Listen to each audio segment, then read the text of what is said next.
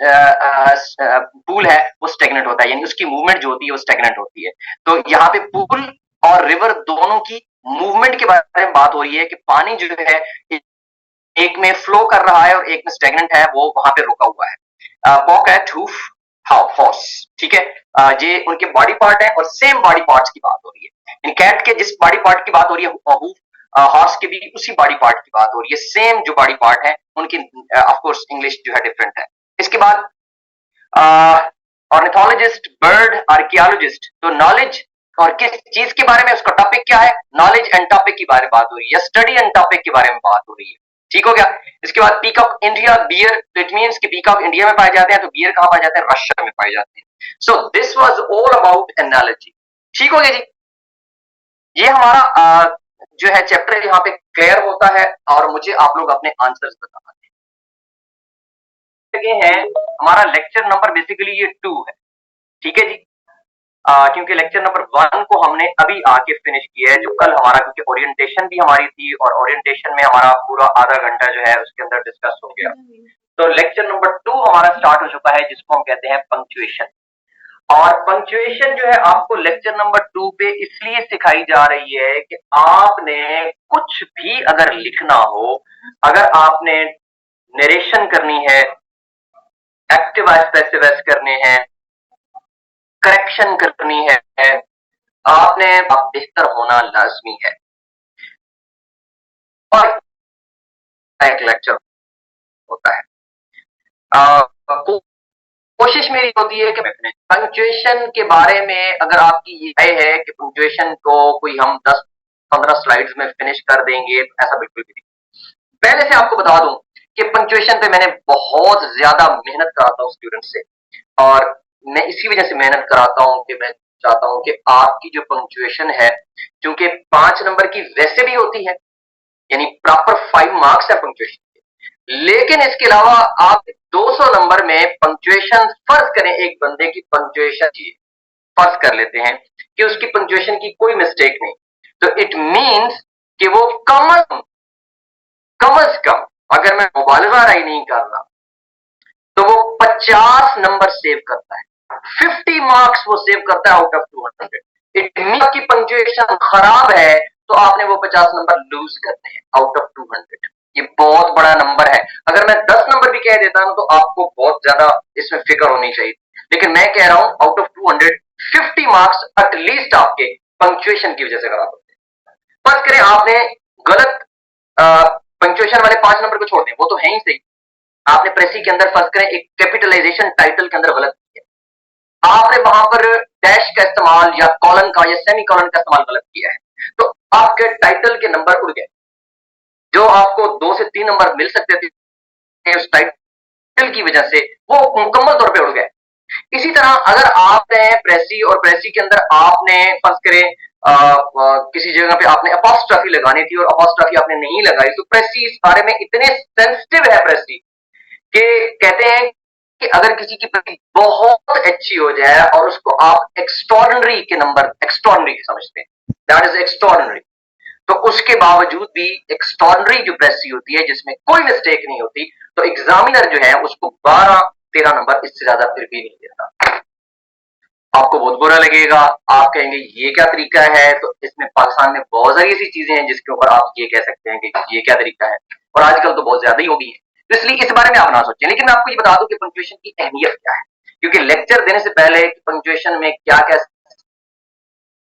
आपके marks of punctuation है, उसको समझाने से पहले उसकी अहमियत पे बात करना बहुत जरूरी है, वरना जब तक हमें समझाया नहीं जाता ना कि इसमें हमारा फायदा है, हम उसको तवज्जो से सुनते ही नहीं है, हम उसको संजीदा ही नहीं लेते। तो पंक्चुएशन कमोबेश 70 के करीब स्लाइड्स हैं इसकी, और ये हमने कोशिश करनी है कि हमने इसको 2 दिन में फिनिश करना है। तो इस पंक्चुएशन में जब मैं कल रिवीजन करूंगा, तो मैं पहले से बता रहा हूं कि मेरी स्पीड काफी तेज होती है, और मेरे जो स्टूडेंट है वो ये कहते हैं कि आप जब रिवाइज कर रहे होते हैं पंक्चुएशन, वो तो शोएब अख्तर वाली स्पीड से कर रहे होते हैं। क्यों? क्योंकि भाई 70 स्लाइड को भी तो फिनिश करना है। तो लेट्स स्टार्ट पंक्चुएशन, और बिफोर स्टार्टिंग तो 2 मैसेजेस आए उनको मैं पढ़ लूं। जी, आपके मार्क्स जो पंक्चुएशन के हैं वो कौन कौन से? कैपिटलाइजेशन है, फुल स्टॉप है जिसको हम पीरियड भी कहते हैं, कॉमा है, सेमीकोलन है, कॉलन है, कोटेशन मार्क्स हैं, इसके अलावा अपॉस्ट्रोफी है, साइन ऑफ इंटरोगेशन यानी कि क्वेश्चन मार्क है, साइन ऑफ एक्सक्लेमेशन है, हाइफन है, एन डैश या फिर एम डैश है, इलिप्सिस। ये वो तकरीबन 11 के करीब आपके मार्क्स ऑफ पंक्चुएशन है।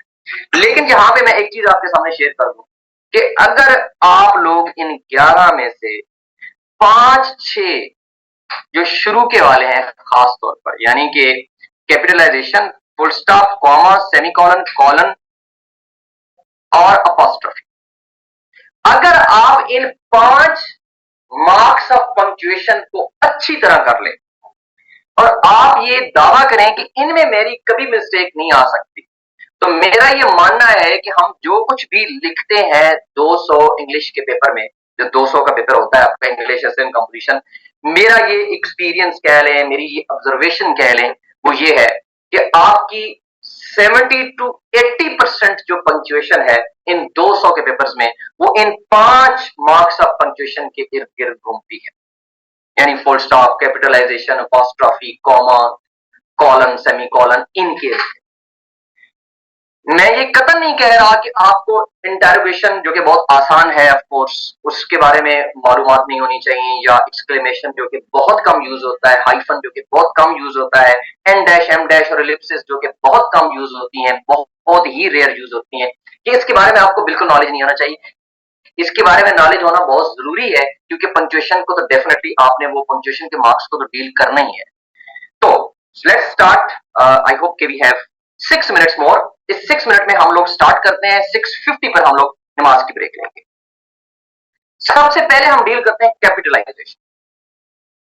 कैपिटलाइजेशन जो है वो क्या है, सबसे पहले आपको डिफरेंट यूजेस बताता जाऊंगा, और इसके अंदर मैंने वो 1 by 1 स्लाइड का इसलिए भी नहीं किया क्योंकि बहुत लंबी स्लाइड्स हैं, तो टाइम बहुत ज्यादा इसमें खर्च हो जाता है।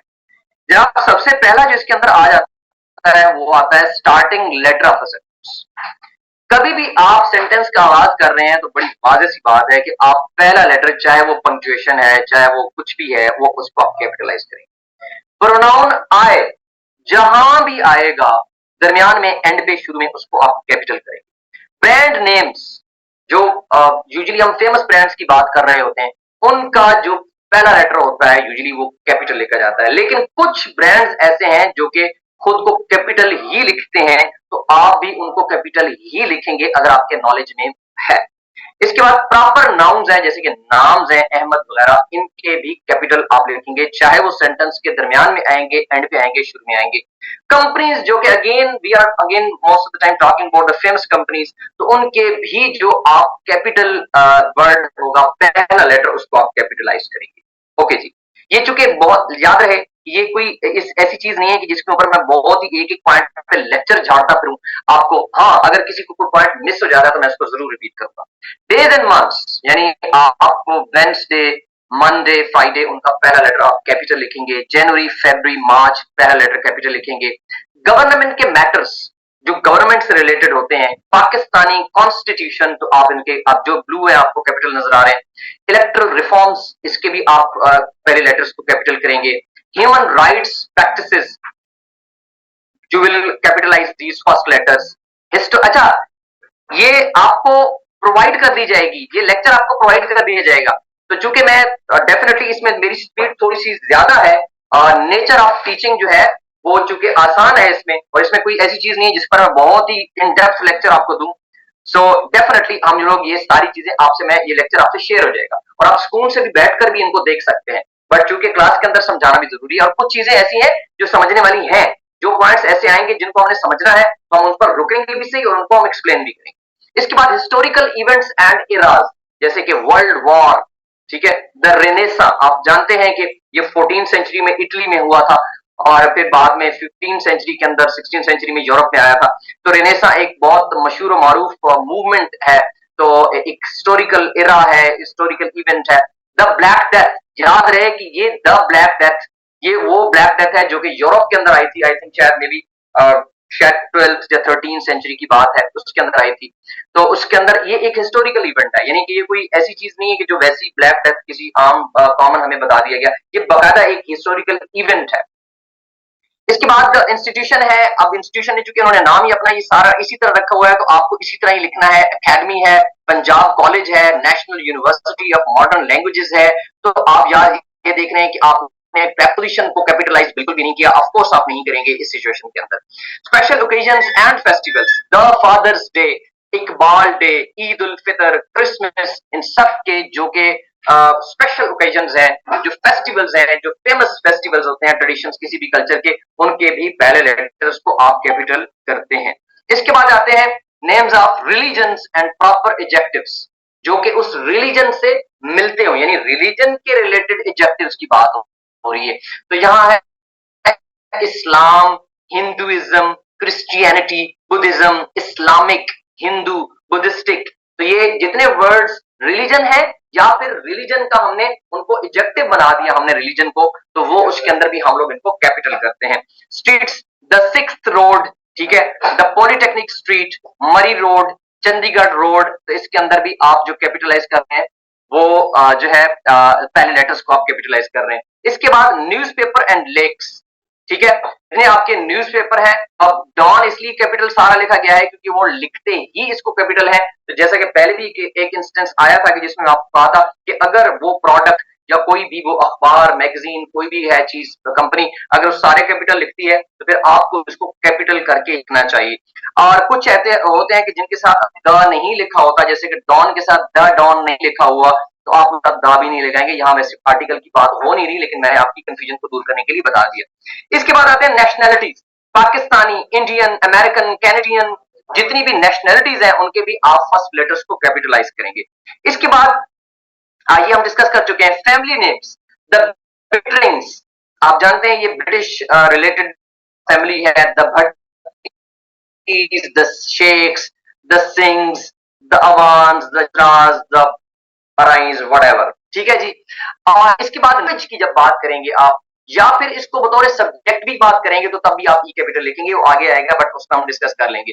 फ्रेंच लैंग्वेज, आप लैंग्वेज की बात कर रहे हैं, आप एफ को कैपिटल रखेंगे। इंग्लिश लैंग्वेज, आप इंग्लिश लैंग्वेज लिख रहे हैं, आप ई को कैपिटल लिखेंगे। इसी तरह मैन मेड, ये इंटरेस्टिंग है, मेगा स्ट्रक्चर्स एंड बिल्डिंग्स, जैसे कि the Eiffel tower, the China wall, the Centaurus, the Titanic, ये मैन मेड मेगा स्ट्रक्चर्स हैं। एक तरह से इसके साथ जो भी आप कह लें कि ये बहुत फेमस है, तो शायद ये भी एक वजह है जिसकी वजह से। अच्छा, एक और चीज आपको बताता चलूं कि कैपिटलाइजेशन जो है ना, खास तौर पे कैपिटलाइजेशन की मैं अगर बात करूं, तो capitalisation has usually to do with to emphasise on that word, यानी कि हम जब बोल रहे होते हैं ना, तो हम डिफरेंट तरीकों से एम्फसाइज करते हैं। जैसे मैंने कहा टू एम्फसाइज ऑन, मैंने हैंड जो जेस्चर्स हैं उनको भी, बॉडी जेस्चर्स को भी, अपनी टोन को भी, यानी बोलने के अंदर हम जब किसी चीज पर स्ट्रेस दे रहे होते हैं तो हम इनका सहारा लेते हैं, लेकिन जब हम लिख रहे होते हैं तो हम कभी उसको अंडरलाइन करते हैं, कभी उसको इन्वर्टेड कॉमास में डालते हैं, कभी उसको कैपिटल में लिखते हैं। और ये एक्चुअली उसकी उसकी वजह ये होती है कि we want to actually highlight it, to make it more prominent, इस वजह से कर रहे होते हैं। इसके बाद रेसेस है, नेशनैलिटीज है एंड ट्राइब्स है, ये जितने भी आपके ट्राइब्स होते हैं उनके साथ भी आप कैपिटलाइज करते हैं। सो इट्स एग्जैक्टली 6:50, हम 5 मिनट की ब्रेक ले रहे हैं। आप लोग नमाज पढ़ें, बहुत बड़ा इस मामले में पॉजिटिव हो के लोग यकीनन ऐसा नहीं है कि सिर्फ ज्वाइन किया हुआ है, बल्कि वो सुन भी रहे हैं। अच्छा जी, आगे बढ़ने से पहले मैंने आपके साथ एक नोट्स टाइप है वो आपके साथ शेयर करना चाहूंगा। Yes, I guess can I show it? नहीं, ये तो शो नहीं हो रहा। नहीं, चले। अच्छा, इसको शो करने की बजाय वैसे मैं आपको बता देता हूँ, ठीक है। ये नोट्स है मेरे पास, और ये एकेडमी की तरफ से नोट्स बनाए गए हैं। ये है रिले मार्की, ठीक है जी। और ये मुरीद हुसैन साहब हैं, हमारे जो सीएसपी हैं, हमारे हेड हैं,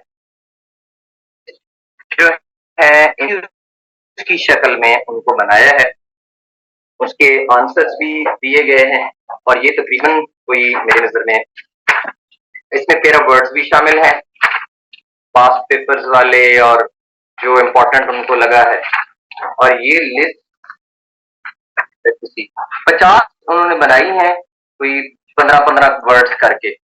तो ये मेरे पास ये मौजूद है और ये now you can see may be, ठीक है। तो ये अगर आप लोगों को चाहिए हो तो it's not purely an advertisement, but it's like I think कि आप लोगों के लिए बेनिफिशियल हो सकते हैं।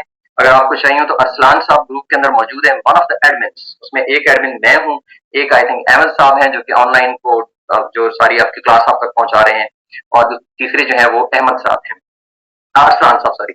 तो आप कोई भी बुक किसी नोट्स के हवाले से बात करनी हो, जो खरीदनी हो, तो आप उनसे डायरेक्टली बात कर सकते हैं। ठीक हो गया जी? Okay ji. Two messages available in soft form? No, I don't think it's available in soft form.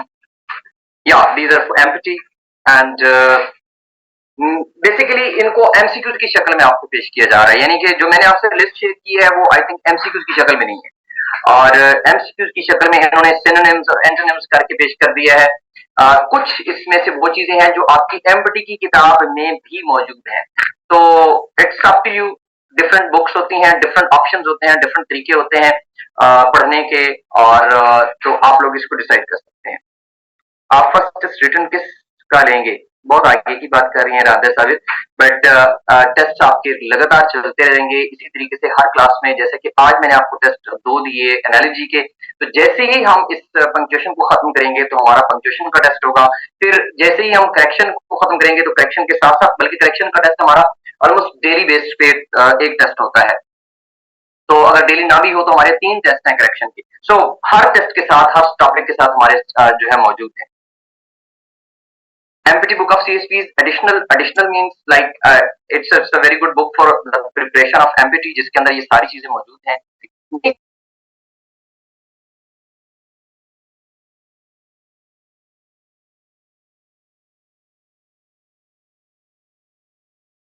तो प्रेसिडेंट क्या है? टाइटल है, जैसे प्राइम मिनिस्टर एक टाइटल है, ठीक है।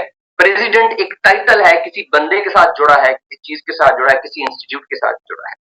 तो यहाँ पे हमने the president will address the Congress, Congress, इसके अंदर हमने पी को कैपिटलाइज नहीं किया, लेकिन आगे सेंटेंस आता है the chairman of the board. चले हम चेयरमैन ऑफ द बोर्ड की बजाय यहां पे भी कैपिटल लिखते हैं, प्रेसिडेंट लिख देते हैं, फर्ज करें। तो मैं लिखूंगा the president William Blay will preside at the conference. तो यहां पे मैं पी को कैपिटल कर देता हूं, यहां पे मैंने पी को कैपिटल नहीं किया था, यहां पे मैं पी को कैपिटल कर रहा हूं, और फिर यहां पे तीसरा सेंटेंस आता है the president William Blay comma will preside. यहां पे अगेन मैं कैपिटलाइज प्रेसिडेंट का पी नहीं करता, बल्कि इसको आसानी के लिए ना मैं अभी से ही इसको मैं अभी इसको करेक्ट कर देता हूं। करेक्ट क्या मतलब, इसको थोड़ा सा बेहतर कर देता हूं ताकि एग्जाम्पल आइंदा के लिए भी ये प्रेसिडेंट ही रहे।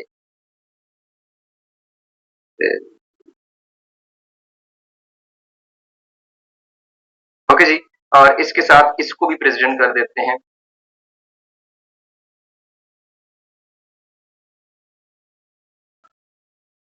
ठीक हो गया जी, तो इसको हम कर लेते हैं सेव, और इसको हम दोबारा से शेयर करते हैं, और ये हो गया हमारा इस तरह। अब आपको ज्यादा अच्छे तरीके से समझ आएगी। पहले भी हमने कैपिटलाइज नहीं किया, the president will address Congress, नहीं किया कैपिटलाइज। यहां पे हम प्रेसिडेंट विलियम ब्ले या president RF Alvi will preside, तो यहां पे हम पी को कैपिटल लिख रहे हैं, फिर कह रहे हैं द प्रेसिडेंट, और पी को कैपिटल नहीं कर रहे, comma RF Alvi comma will preside. तो अब इस रूल को समझ लें, अगर आप सिर्फ टाइटल बता रहे हैं और उसके आगे आप नाम नहीं लिख रहे, उस टाइटल से जुड़ा जो नाम है वो आप नहीं लिख रहे, एक बात, या अगर नाम लिख भी रहे हैं तो कॉमास का इस्तेमाल नहीं कर रहे, नाम लिख रहे हैं, या अगर लिख रहे हैं तो सॉरी नाम नहीं लिख रहे, और अगर लिख भी रहे हैं तो कॉमर्स का इस्तेमाल नहीं कर रहे, तो इन दोनों सूरतों के अंदर आप प्रेसिडेंट का पी कैपिटल नहीं करेंगे। तो प्रेसिडेंट का पी कैपिटल होगा सिर्फ एक सूरत में, कि अगर प्रेसिडेंट के बाद यानी इस टाइटल के बाद, जो कोई भी टाइटल हो सकता है, ठीक है, चेयरमैन हो सकता है, ठीक है, तो उसके बाद अगर उसका आप नाम लिख रहे हैं जिस टाइटल से जो बंदा जुड़ा है, लेकिन नाम के आसपास कॉमर्स नहीं लगा रहे, तो फिर भी कैपिटल होगा, यानी टाइटल का पहला लेटर कैपिटल होगा। अब मुझे बताएं कि इस बात की समझ आई आपको? अगर किसी को समझ नहीं आए तो मुझे बताएं, मैं इसको दोबारा से दोहराऊंगा।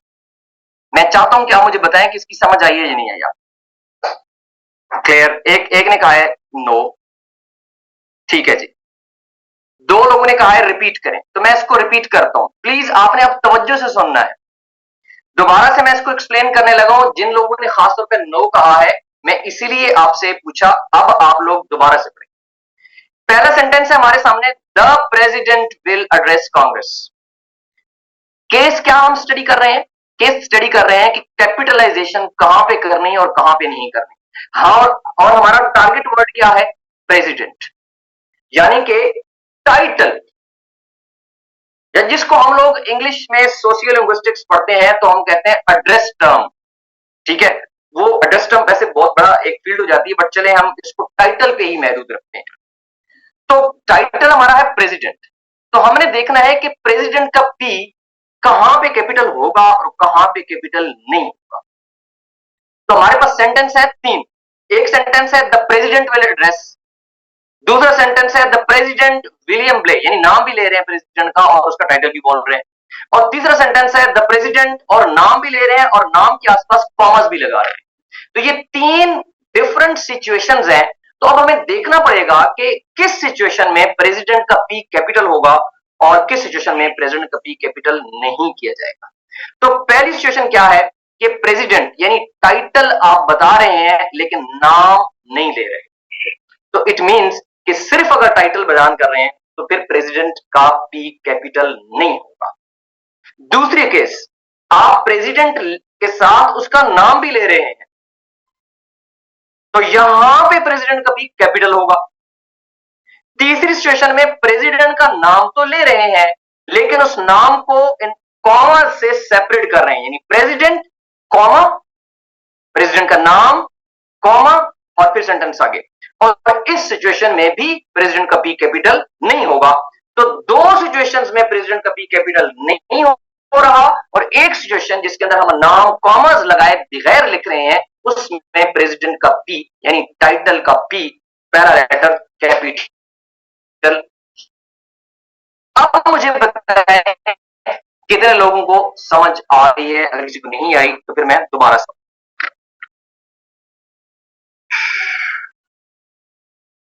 ओके हो गया, ठीक हो गया जी।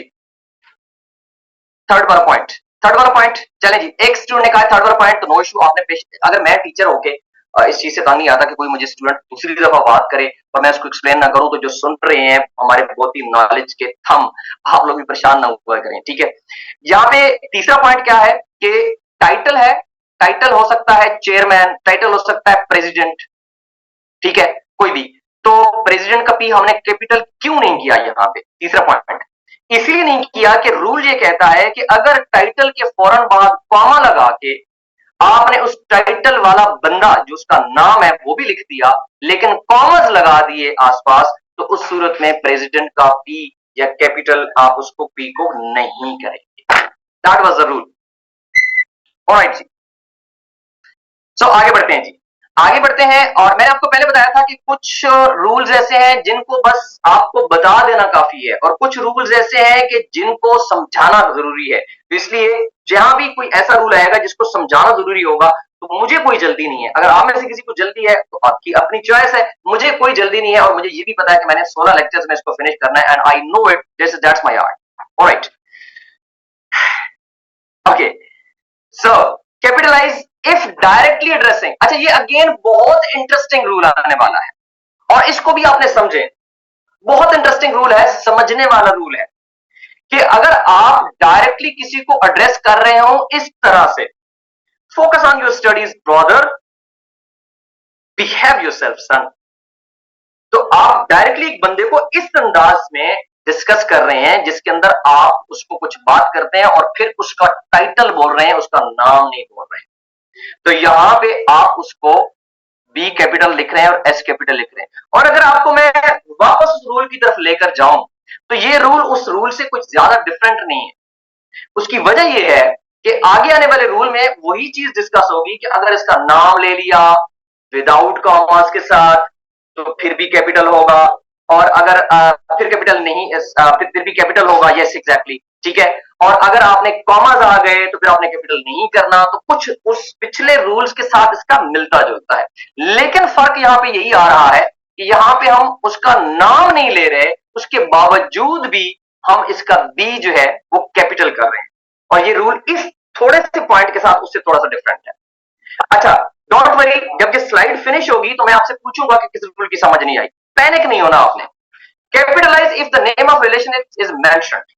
My elder brother Qasim Hussain is a doctor. Again, अगर आप एक सिंपल स्टेटमेंट दे रहे हैं, यानी ये तो थी कि जिसके अंदर आप एक बंदे को डायरेक्टली एड्रेस कर रहे हैं, जो यूजुअली आप कह सकते हैं कि आपके सामने बैठा है, ये वो सिचुएशन है। लेकिन ये कौन सी सिचुएशन है जिसमें आप किसी को महज एक स्टेटमेंट दे रहे हैं? तो आप कहते हैं my elder brother is a doctor, वैसे आप कह सकते थे। लेकिन अगर आप इसको my elder brother Qasim Hussain, यानी ब्रदर उसका जो टाइटल है वो भी बता दिया और उसके साथ साथ आपने उसका नाम भी बता दिया, तो फिर आप इसके साथ इसका जो टाइटल है बी है ये कैपिटल करेंगे। Same is younger sister कुत्सिया is a graphologist, ठीक है। तो यहां पे आपने सिस्टर यानी कि रिलेशन का जो टाइटल बनता है, जिसको हम एड्रेस टर्म में कह रहा था, तो एड्रेस टर्म क्या है? सिस्टर। एड्रेस टर्म क्या है? ब्रदर। तो इसके साथ आप उसका नाम भी ले रहे हैं। तो जब नाम भी ले रहे हैं तो फिर उस सूरत में आप यहां पे इस केस के अंदर आप उसका एस कैपिटल करेंगे।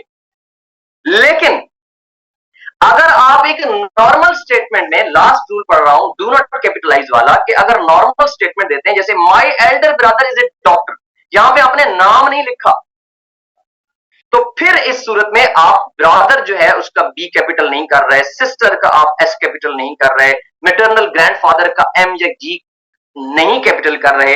अगर आप वापस इस रूल की तरफ जाएं, इस फर्स्ट वन वाले इसको, तो हमने क्या लिखा था? Capitalise if directly addressing.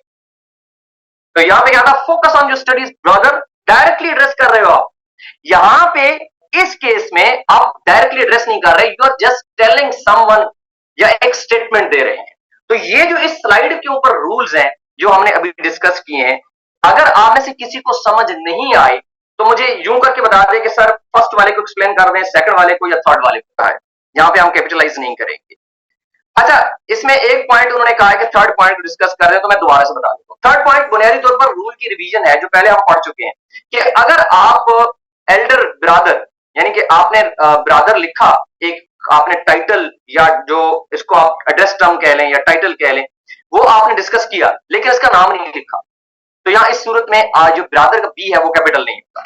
इसी तरह सिस्टर है, उसका नाम नहीं आ रहा, यहां ऊपर क्या आ रहा है? इनका नाम आ रहा है। तो इस वजह से हमने इनको कैपिटलाइज किया और इनको कैपिटलाइज नहीं किया।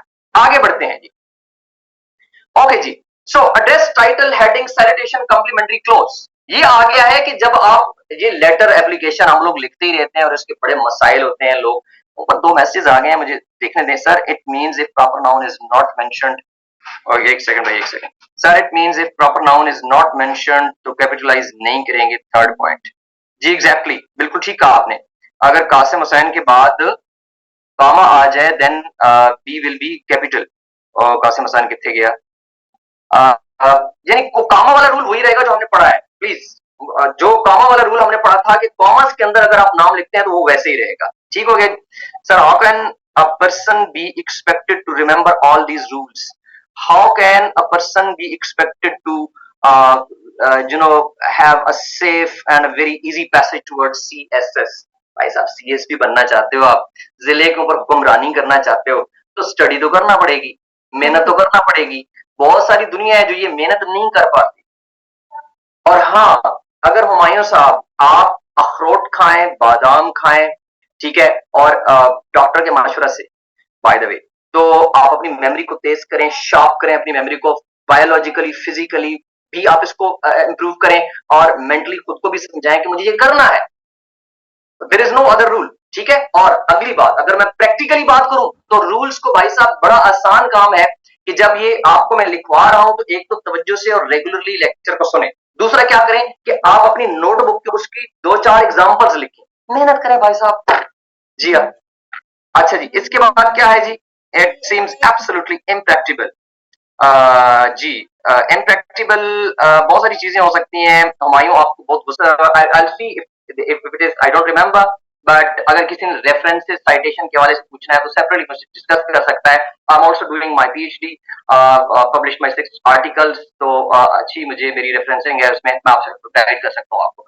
अच्छा जी, एड्रेस टाइटल, कोई भी लेटर आप लोग लिख रहे हैं, एप्लीकेशन लिख रहे हैं, तो उसके अंदर आप क्या चीज आप किस तरीके से लिखेंगे? तो आपका ये एग्जामिनेशन हॉल है, इसके अंदर आप पहले 2 लेटर्स का कैपिटल कर रहे हैं, सिटी एबीसी ये कर रहे हैं, द प्रिंसिपल ये कर रहे हैं, सारे के आप फर्स्ट लेटर को जो है कर रहे हैं।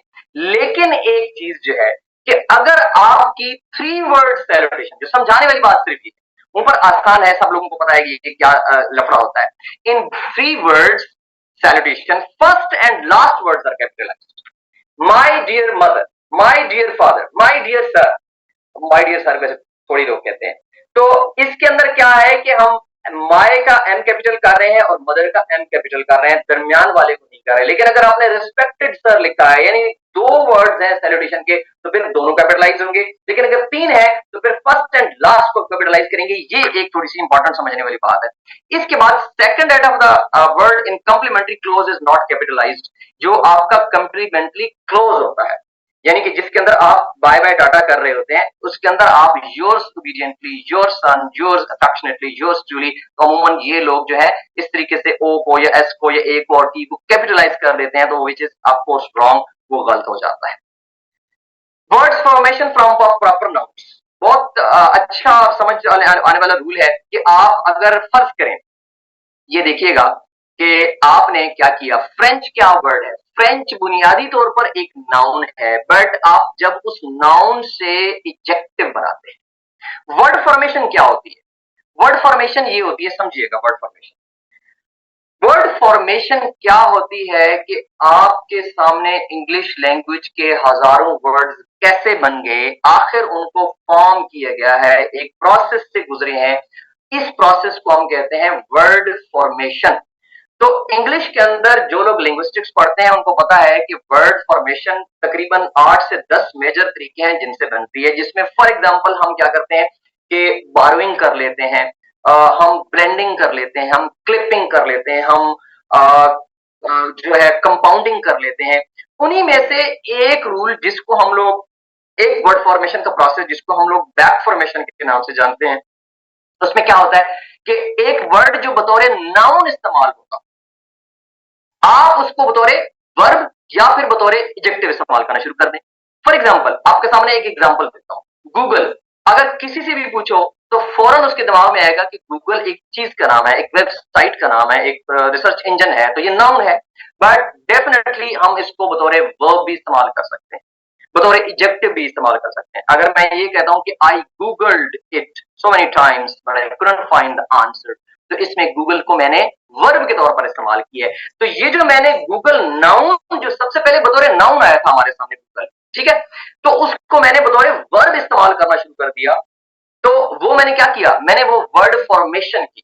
तो यहां ये रूल ये कहता है कि अगर आप किसी वर्ड को उसके जो उसकी वर्ड फॉर्मेशन करके आप उसको एडजेक्टिव बना देते हैं, जैसे French perfume, Hindi boy, Indian sari, by the way S is not capital here, Aristotelian और न्यूटनियन फिजिक्स, न्यूटन क्या है, नाउन है, तो आपने उसको प्रॉपर, आपने उसको एडजेक्टिव बना दिया फ्रॉम प्रॉपर नाउन।